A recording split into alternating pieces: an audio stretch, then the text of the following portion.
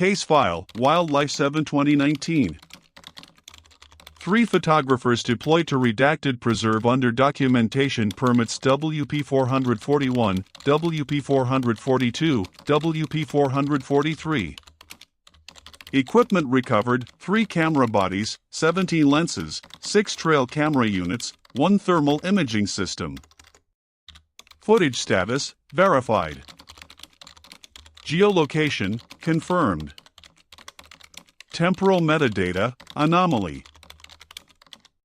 Review protocol: sequential analysis required. Note to reviewing officer: verify personal equipment before proceeding.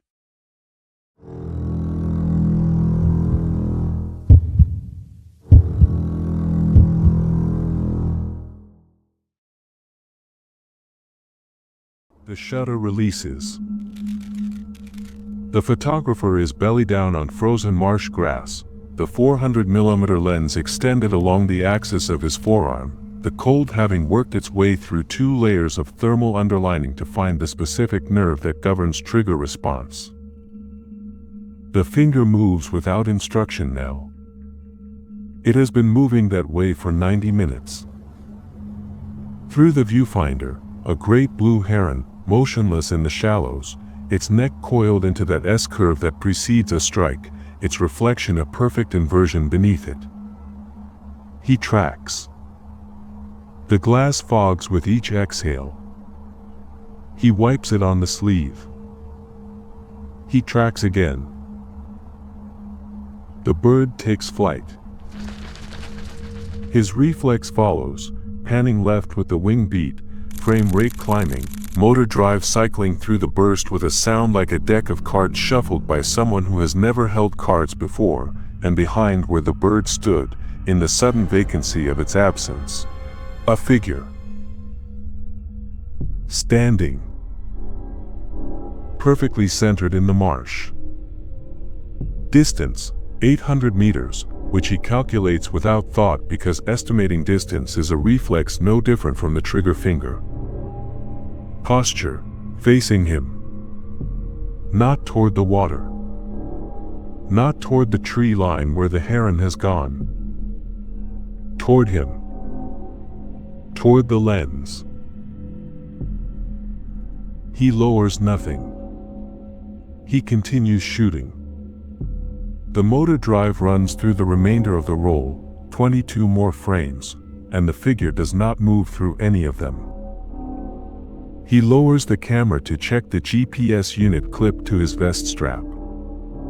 The coordinates confirm what he already knows. This is a restricted access zone, a managed wildlife preserve, access permitted to 3 categories of individual, and he is one of them and the figure is not, because the figure has no tripod, no vest, no visible equipment, no vehicle tracks in the approach. He would have seen vehicle tracks. He made note of the approach when he arrived in the blue hour before dawn. He raises the camera. The figure is 400 meters away. He counts backward. He reconstructs the intervals between his shutter bursts from the timing of his exposures. The longest pause, when he checked focus at the heron's eye, was 47 seconds. He was not watching the marsh. He does not know when the figure moved. He knows the figure did not move in any frame he captured, which means it moved only in the intervals. The intervals match the length of each burst exactly. The figure has been measuring the silence between his shutters. It has been using the noise as cover and the quiet as its window. He packs with methodical slowness. This is not calm. This is denial in its operational form. Each lens cap twist takes the full 90 seconds his hands require because his hands are allocating all available signal to the cap, to the bayonet mount, to the Velcro strap on the lens pouch, because if his hands are fully occupied with these tasks they cannot begin the other task, which is shaking. The 400mm lens goes into the case. The tripod collapses at each joint with 3 distinct clicks. He counts the clicks because counting is a form of distance from the marsh, from the figure, from the question of what covers 800 meters in 47 seconds without leaving a mark. He shoulders the pack. He begins walking. Not running. Running is acknowledgement. He counts his steps because counting is the only thing left. 1, 2. The marsh grass compresses under his boots with a sound like paper tearing slowly. 11, 12. The frozen reeds at the edge of the path click against each other in wind that he cannot feel on his face, which means the wind is coming from behind him. 23, 24. The GPS unit on his vest buzzes with a satellite update. He does not look at it. 38, 39. The sky has gone the particular white that means the temperature is dropping further. 47. He stops. He turns. The marsh is empty. He exhales, a full breath, 6 seconds of release, the mist of it catching what remains of the afternoon light. His shoulders drop 1 centimeter. His grip on the pack strap loosens enough that blood returns to the knuckle. He turns back to the path. From the direction he is walking, not behind him, ahead of him, between his current position and the tree line where the vehicle waits, comes a sound. The interval before the next one, 47 seconds. His motor drive pattern. His burst intervals. His silence between exposures reproduced with a precision that is not imitation, because imitation requires approximation, and this has no approximation in it. This is his own rhythm, played back from the place he is walking toward. He runs. The ice beneath his boots cracks in lines that extend too far in both directions, traveling outward from each footfall in fracture patterns that are too straight, too consistent, as if the ice has been scored in advance. He reaches the tree line. He reaches the vehicle. The door is already open. The interior light is on, triggered by the open door, and in the yellow cast of it he can see the driver's seat clearly. On the driver's seat, 1 lens cap. The lens cap he screwed onto the 400mm lens 90 seconds ago, with both hands, in full attention. He checks the lens case. The pouch is sealed. He opens it. The lens is there, and the cap is there, and the cap is also here, and both are identical, and his hands do not shake because all available resources are now occupied with understanding how the figure was inside his perimeter while he watched the marsh for it. He drives without headlights for 2 miles. In the rear view, the marsh reflects moonlight across its flat surface. Something stands at the margin of the water, at the exact coordinates where his tire tracks end in the frozen grass. He watches it in the mirror. The vehicle moves. The reflection does not. It remains fixed at a constant point in the mirror's frame as perspective should shift it, as physics requires it to recede, as every object left behind behaves. It does not behave. It remains. He rounds the bend.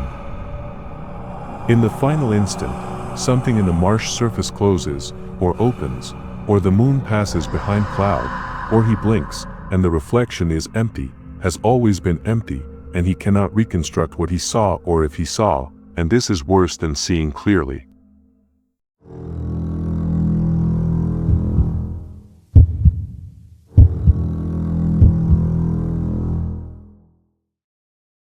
Night. 900 meters of elevation. The deciduous forest at this altitude holds cold the way stone holds cold, radiantly, from within. The photographer moves in the specific crouch of someone who has spent years convincing her body that stillness is not failure, that patience has a physical posture. The night vision headgear sits heavy on the orbital ridge.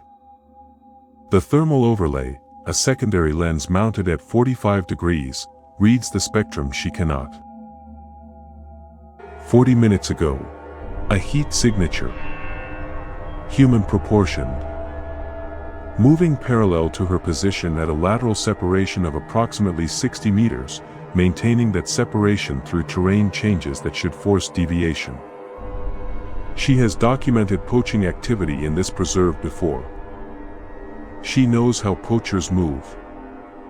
She is recording. The thermal unit logs timestamps automatically. This is procedural.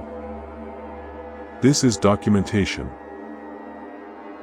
The signature moves at 43 kilometers per hour. She stops walking. She looks down at the leaf litter she stands on, at the packed soil of a barely there game trail, and she performs the calculation of what 43 kilometers per hour requires. It requires clearance. It requires a surface. The terrain between her position and the signature's path requires hands and knees movement. She checked it on topographical survey before entering. She walked it on the approach. The signature stops when she stops. She moves 2 meters left.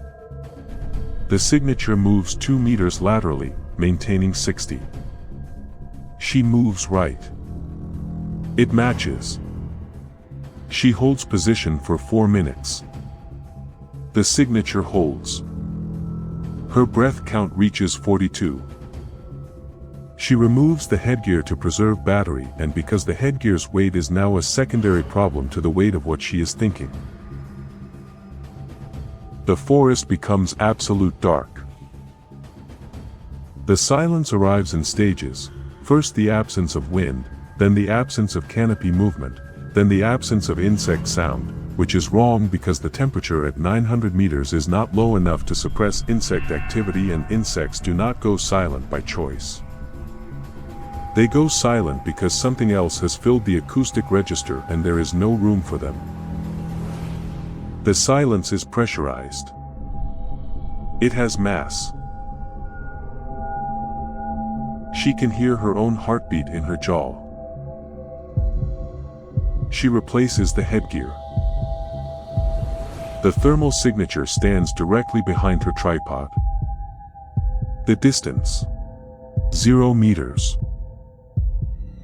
The shape is human proportioned and standing where she stood 30 seconds ago, and it is looking down at something, and what it is looking down at is her footprints in the soft soil of the game trail. She watches it do this. It catalogs her footprints the way she catalogs poachers, systematically, without hurry, in the manner of someone building a record. Then it raises what serves for a head, and it looks directly at her current position. She has not moved. She has made no sound. She is 60 meters to its left and it looks directly at her, and the thermal unit registers its temperature, and the temperature is hers.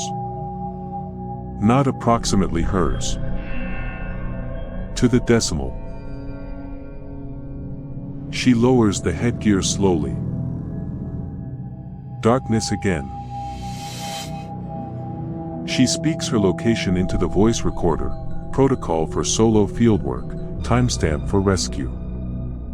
The coordinates she speaks do not match the GPS display. She stops. Speaks them again. The recorder light blinks. It has captured both versions. She does not know which is correct. She does not know if she is speaking or if something is speaking through her. Her jaw moves. She feels it move. She does not feel herself move it. Every tree in her immediate radius releases its stored snow in the same instant. The sound is total. The whiteout of it erases the world for 4 seconds of white noise and white visual and the absolute sensory replacement that the forest produces when it decides to respond. When the snow settles, her tripod stands exactly where it was. Her camera does not. She finds it 3 meters up in an oak, wedged in the fork where a major limb divides, lens pointing downward at the ground she stands on. The recording light blinks red. It has been filming. She climbs, she performs this action while knowing it is the action she should not perform, while understanding that every instinct she has developed over 11 years of fieldwork is transmitting the same signal, and she climbs anyway because the footage is evidence, and evidence is the only thing she has ever trusted. She retrieves the card. She fast-forwards through the display. Frame by frame, the camera's perspective descends through the branches, not a smooth descent, a triggered descent, the way motion sensor footage moves in increments, which means the camera moved toward its current position in steps, each step triggering the next frame, something carrying it upward in discrete movements. The final frame before she reached for it. Her own face, 3 meters below, looking up. She descends. The forest has changed. She knows these trees. She marked them on the approach, this birch with the lightning scar, this oak with the bracket fungus at chest height, and they are here, the same bark patterns, the same scars, the same fungus, but they face wrong. The scarred face of the birch faces north, and north is where it was not. She turns in a full circle. The landmarks are present and inverted. Her compass spins without settling. She checks her GPS. It shows her position as a set of coordinates she recognizes. She pulls up her mapping application with shaking hands, the first tremor of the night, arriving now, arriving late. The coordinates belong to the marsh. She has walked in a straight line for 6 hours. The trail maintained. She remembers this, the same width, the same packed soil, the same angle of descent. She checked her altimeter at hour 2, hour 4, hour 6. It registered flat. She checked it now, in the changed forest, and it still registered flat, and she understood that the instrument had been showing her what she expected to see, or something had been showing her what she expected to see, for the entire duration. She is 900 meters above a marsh she has never visited, in a forest she has documented for 3 seasons, and her GPS places her in standing water 40 kilometers south. Something moves in the peripheral edge of the thermal display. She does not turn to look at it. This is the first decision she makes entirely on her own. She walks, not toward her vehicle, because she is no longer certain where her vehicle is, but away from the movement, which may be the same thing, and may not. The recording light on her camera blinks from 3 meters up in the oak. It has not stopped filming.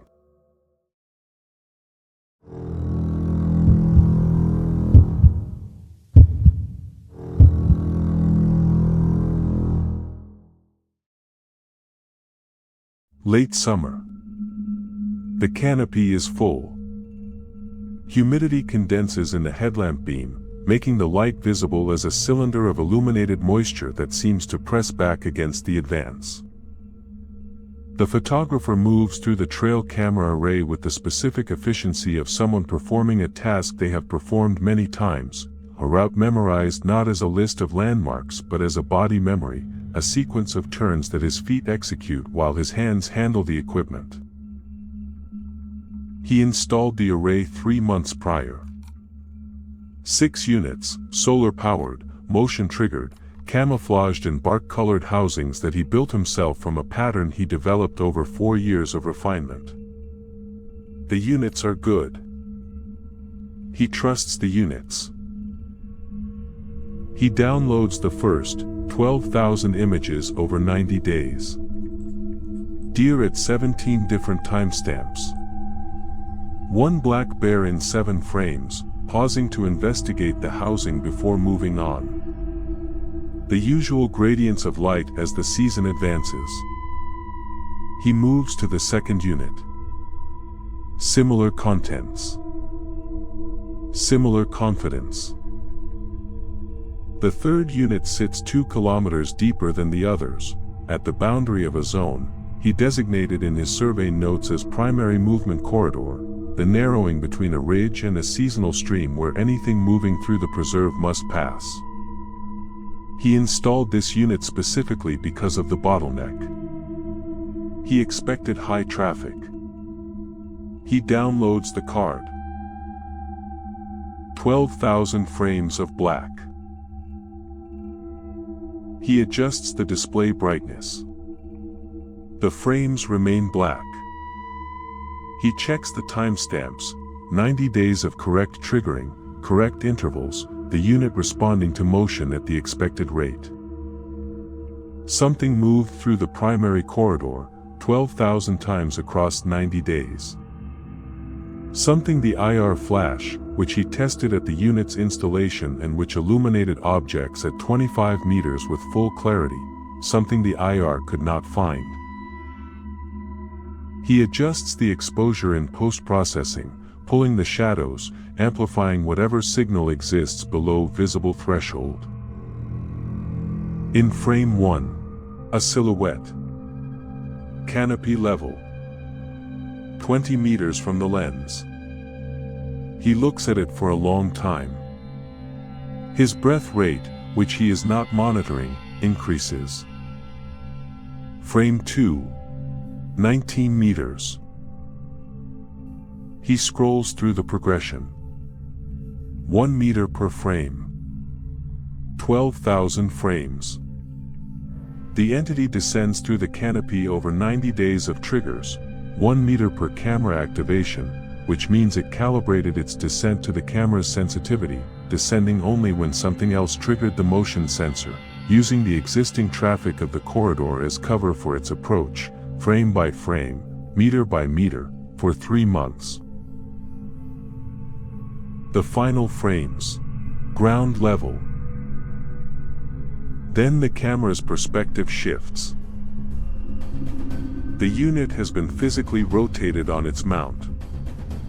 The final 3,000 frames show his camp, his tent, his cook station, the bare canister hung at regulation height, his sleeping form inside the tent, the rise and fall of the bag visible in the infrared as a slow pulse. The timestamps confirm 3 nights of footage. He was present for all of them. He looks up from the display. He looks at the unit in his hands. He thinks about this morning, the drive-in, the pack weight, the sequence of his approach to the array, which he can reconstruct with precision because routine is a form of memory that lives in muscle rather than mind. He carried this unit to this location himself. He packed it from his vehicle. He walked it to this position. He mounted it on this tree. He has no memory of removing it from its original position, which is 40 meters south of where he stands, but it is in his hands and his hands brought it here, and the footage covers 3 nights of his camp and he was present for all of them and he never woke. He checks the remaining 3 units. All have been moved. All show his camp from different angles, different distances, but all showing the tent, the sleeping form, the pulse of his breathing in the infrared. He maps the positions on his survey chart. The angles describe a circle. The center of the circle is his sleeping position. He used a compass for this calculation and his hands completed it before he understood what he was drawing. He walks the perimeter of his camp. He takes the headlamp to the tree line and examines the bark at shoulder height and finds what he expected to find without knowing he expected it: resin pressed from the wood and patterns of sustained contact, the bark compressed in the shape of something that stood against the tree for a long time, for the duration of a night, perhaps 3 nights. The pattern includes fingers. He counts them by the impressions. 6 per hand. The thumb placement is bilateral, one opposing from each side of the hand's axis, allowing grip from any angle, allowing hold on any surface, bark or ice or frozen marsh grass or the fork of an oak at 3 meters. He sits in his camp. He has moved all the cameras to his current position and they are arranged around him in a circle at the tree line because he is no longer interested in what is in the forest and has become interested in what is in the footage, which is him, and in the footage that remains unreviewed, which is the final card from the deepest unit, the one that showed the descent. He understands. Not the entities, their nature, their origin, the question of what they are, which has no procedural answer, and he is a procedural person.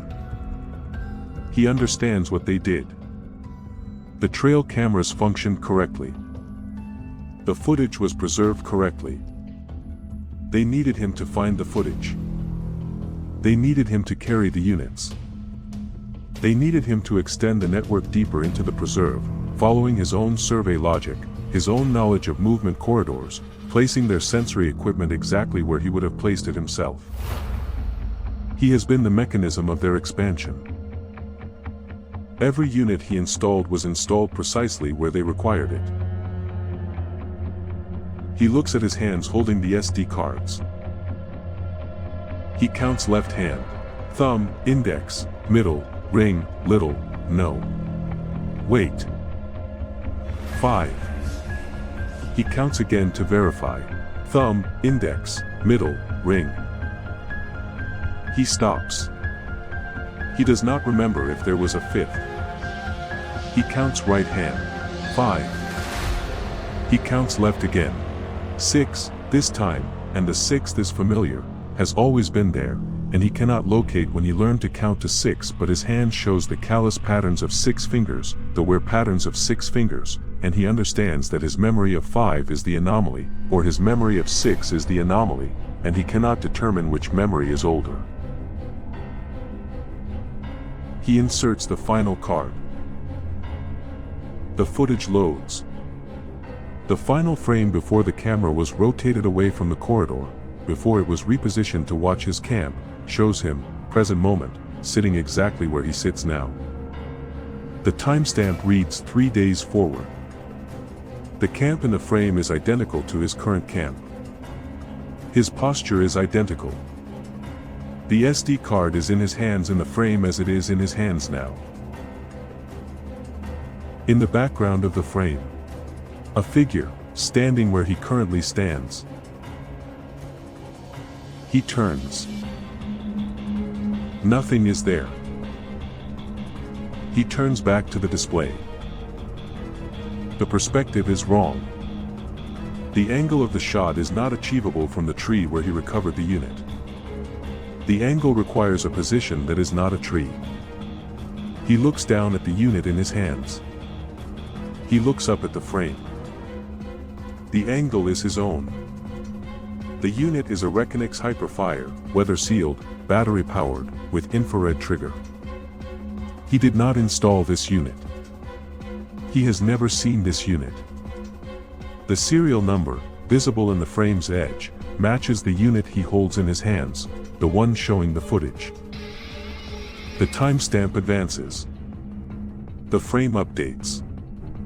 He is still sitting. The figure behind him has moved closer. The perspective does not shift. The camera does not breathe. The camera does not blink. The camera is where his eyes are, and his eyes are the camera, and the distinction has become archival.